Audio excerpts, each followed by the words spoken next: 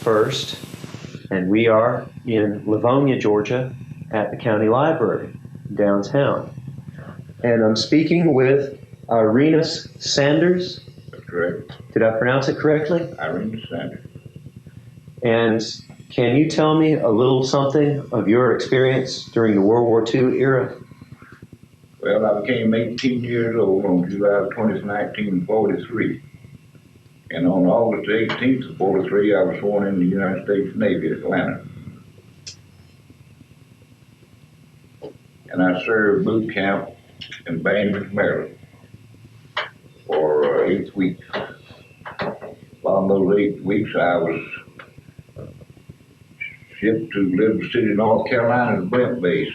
Stayed there about 5 months and went to San Francisco, California.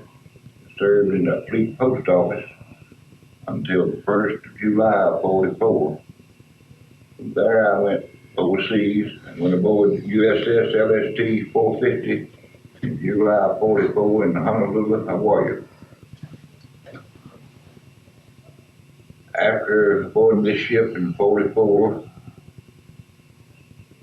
our first stop after we left there was in Saipan in the Mariana Islands.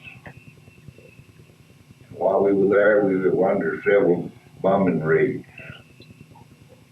We left there and went to Guam. And from Guam, we loaded up and we carried an army outfit and invaded Leyte in the Philippines in October. From there, we came back to Guam, went back to the Philippines the 1st of July of 45. From there, we came back to Guam and we stayed in Guam until the invasion of Okinawa. April 1st of 45, we invaded Okinawa. While we were there, President Franklin Roosevelt passed away. And all these kamikazes that the Japanese had, that was where they really turned those things loose. In Okinawa, there was more Navy personnel killed in Okinawa, and Army, Marines, and Air Force all combined due to the result of these kamikazes. The Navy wanted 3 of these kamikazes brought to Pearl Harbor aboard a ship. They made it a voluntary deal. They first 10 ships they asked turned them down. We were called to quarters one afternoon about 4 o'clock, and our captain explained about the deal bringing these kamikazes back to Honolulu. And if one man didn't want to ride aboard the ship with those things, they didn't know whether they'd explode, see, or what would happen. One man didn't want to ride aboard, we would bring them. If they had no objections, we'd bring them. So everybody agreed to load them up. So we brought them back to the Pearl Harbor. We got in late one afternoon. The following day, I had the pleasure of being put on the gangplank. Admiral Chester W. Nimitz and his crew came aboard to inspect those things. Make a long story short, after they did, we were on our way to Hilo, which is approximately 150 miles from Honolulu. The first atomic bomb, this was in August, was dropped. And a few days later, they dropped the other, and we was in Hilo at that time. So after the Japanese surrendered, we was loaded up. I believe they were 3rd Marines. And we went to Japan. We landed in Japan, I believe, September 3rd, 1945. We stayed there a couple of weeks and they sent us to Manila to get more reinforcements. And the hardest part of my whole service was on the way from Nagoya, Japan to Manila, the Philippines. We went through a typhoon. I was aboard LST, and one LST told the ground over off of it They finally made it to port. When they got in, this one particular LST got into Manila Bay, it was so badly torn, they carried it out to sea and sunk it. There was a cruiser also in that thing. I forget the name of the cruiser. It's unbelievable. The bow of that thing just broke off just like you took a torch. And a cruiser is the next thing to our battle wagon, you know. The biggest warship, national battleship, and the cruiser was next. It ripped the bow off that thing. So after that, we went back to Japan, Nagoya. And I'd had a case of tonsillitis, and they'd taken me off my ship one afternoon and put me on the USS Constellation, which was a hospital ship. They're going to remove my tonsils, and the next day or two, they're going to pick me back up. So next morning on the hospital ship, they were enlarged, so they wasn't going to take them out. They gave me an order to send my ship to come pick me up. They were 7 miles at sea headed to San Francisco. I was transferred off of that ship that day onto another one, stayed about a week, onto another one, stayed about a week. They called me up for an interview, and they put me in the post office they opened up in Nagoya, Japan. And I was very fortunate, I think, that really happened.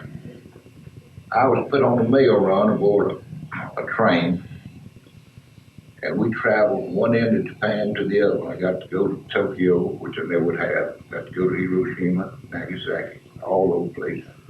All the way down to the southern tip of Japan, which was Sasebo. Served there till March 22nd, 45. At that time, I had enough points to get out. And they sent me back to the state to visit discharge. I received from the Navy Department 4 medals, 3 Bronze Stars, 3 different battles. And that's about the extent of my service. It's a great deal. Where were you when the armistice with Japan was declared?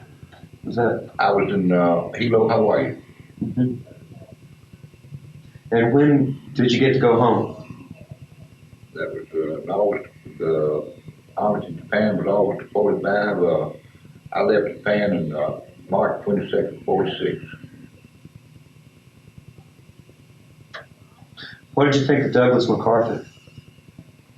Well, he said, I shall return, and I was in the Philippines when he returned, but I didn't get to see him. You know, he was in the Army and I was in the Navy, but we were on the beach in Leyte when MacArthur returned in 1945. Well, all the soldiers thought he was a great man. The greatest serviceman I thought in the whole time was Admiral Nimitz. Everybody's got maybe their own opinion, but he was the man, you know, that even the Pentagon and all thought that Japs was going to come and hit Hawaiian Islands again on the west coast, and he said, no, Midway. And that's where they came to, and that was the turning point of the Navy battle in World War II, that Midway battle. Did you see Admiral Nimitz from time to time? I met him aboard when we came to see those kamikazes and came aboard. The only time that I ever met an admiral that I knew that was an admiral. Where were you when war was declared? I was in high school. And where was that? I was in Pineview, Georgia, down in Wilcox County. What brought you to Franklin County? I was born and raised in Hartwell. My father passed away, my mother when I was 3, and my father had 11.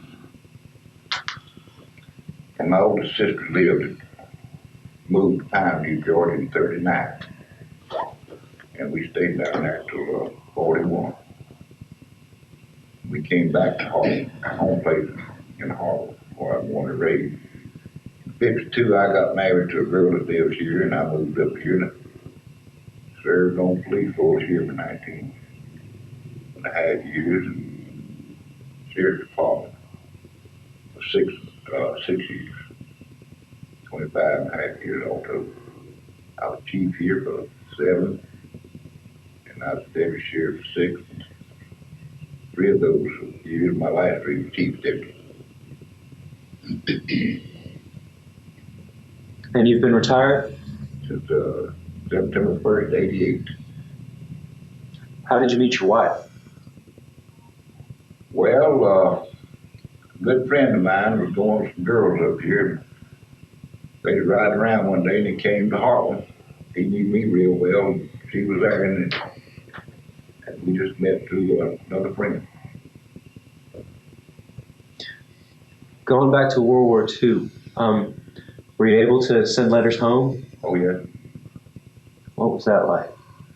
Well, receiving was the best part. A lot of times you might go quite a while. People wondered how in the world could you keep up with you, you know. Well, it's really kind of simple once you get to know the postal system. Every island has a number, FPO number so-and-so. I believe, for example, maybe Honolulu was 128, I was giving you an example. Well, you send it to this ship just in care of, you know, FPO, San Francisco, California. They look, they got a fleet records, and they can tell you where that ship's gonna be, next island it's gonna be. Well, we'll say like it was in Guam, for example, after, you know, Guam was taken. That's where the mail would go. They got to Guam, if the ship wasn't there, so we'd left and we'd gone, say, up to Saipan. Fleet records show we left here and we're going to Saipan. They don't go on there. They just follow that fleet record, run you right on down. One of the funniest things that happened while I was in the Navy, I was in the post office. The Army sends all the mail they get to the Navy, to the nearest post office. They don't have our codes.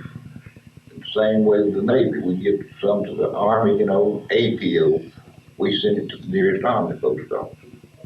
And I was in our mail dispatch, was my part in the post office over in Go, Japan. And the Army sent a bunch of mail and I was going through it and a letter in there to me. And it was from my brother. He was 80 miles south of where I was stationed in the Army. He was down in a little place called Kyoto, was a shrine city. It was never bombed.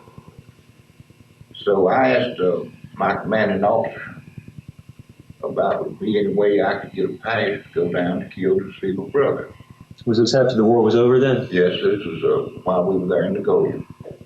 This was the first part of December of 45. And we had such a rush order, you know, mail coming in and out, you know, Christmas time. He said, let me get everything figured out. You got to catch a train here. When it gets down there and when you leave, it's about 4 miles to the station, depot, you know. And said, I'll get it fixed up for you. Well, he got it fixed up and I left on the last day of December 31st, about 2 o'clock in the afternoon. And about 4:30 I was down in Kyoto. And I got to spend 3 days. 4 days, I think, 4 days in the brother.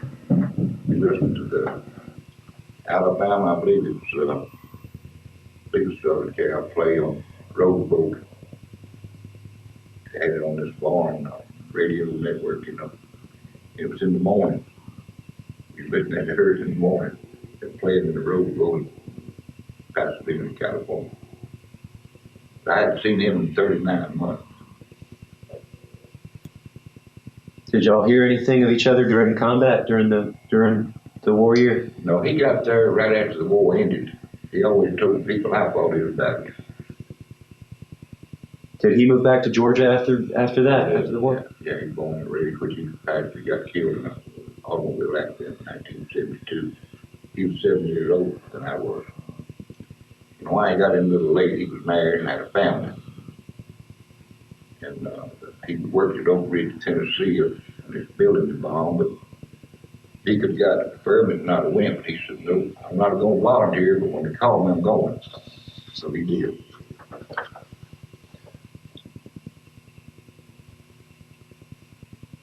When you came back home, was there anything that seemed like you'd been missing it? Any food? Anything else in particular? No, maybe you don't go much liking for food. You have everything, but you don't have nothing. So I was very fortunate. There was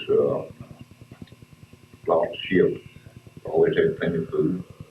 Had good medical supplies all the time. Just fortunate. The ship I was on never did get hit. Come close, but never did get hit.